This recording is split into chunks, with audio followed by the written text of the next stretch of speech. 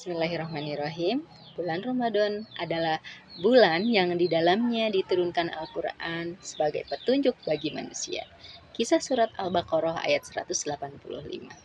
Dari ayat tersebut, kita tahu bahwa di bulan yang mulia ini, Allah telah menurunkan petunjuk bagi umat manusia berupa Al-Quran. Lantas, bagaimana proses turunnya Al-Quran sehingga dapat sampai kepada umat manusia? Sebelum kita membahas prosesnya, kita harus mengetahui terlebih dahulu tentang apa itu Lauhul Mahfuz. Lauhul Mahfuz adalah berupa lembaran yang terpelihara yang merupakan tempat di mana Allah menuliskan segala catatan yang ada di dunia, di alam semesta ini, termasuk juga Al-Quran di dalamnya. Proses turunnya Al-Quran yang pertama terjadi pada malam Lailatul Qadar.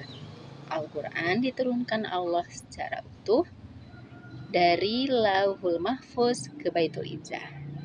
Proses yang kedua yaitu proses turunnya Al-Quran dari Baitul Izzah kepada Nabi Muhammad SAW melalui perantara malaikat Jibril yang diturunkan secara berangsur-angsur ayat demi ayat dan selama 20 tahun sesuai dengan kondisi yang terjadi pada saat itu. Baginda Nabi Muhammad SAW berusia 40 tahun. Beliau seringkali bermimpi dan mimpinya itu sangat jelas kebenarannya. Beliau lalu mengasihkan diri ke Gua Hiro sambil bermunajat kepada Allah Subhanahu wa taala.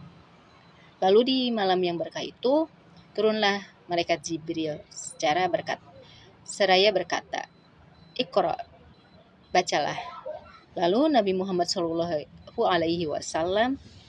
berkata, "Aku tidak bisa membaca." Malaikat Jibril pun mengulanginya sebanyak 3 kali. Iqra bismi rabbikal ladzi khalaq, khalaqal insana min 'alaq, Iqra wa rabbukal akram, 'alamal insana ma lam ya'lam. Yaitu 5 ayat pertama dari surat Al-Alaq yang turun pada malam 17 Ramadan yang lalu kita peringati sebagai Nuzulul Quran. Nah, demikian penjelasan dari saya mengenai pengertian Nuzulul Quran dan proses turunnya Al-Quran. Semoga dapat menambah keimanan kita kepada Allah dan menambahkan keyakinan kita terhadap Al-Quran. Wallahu a'lam bishawab.